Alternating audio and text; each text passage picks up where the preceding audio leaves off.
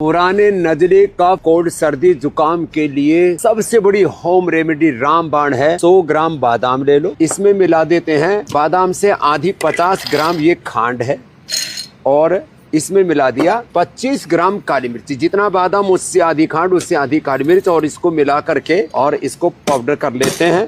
मात्र 1 चम्मच आप खाइए, इससे पुराने नजले को आप विदाई दे सकते हैं। यह अपने आप में अद्भुत है, अप्रतिम है और ये खाने में भी बहुत ही टेस्टी लगता है। 1 चम्मच बस ऐसे ही खा जाइए और नज़ला को जुकाम को हमेशा के लिए अलविदा कहिए।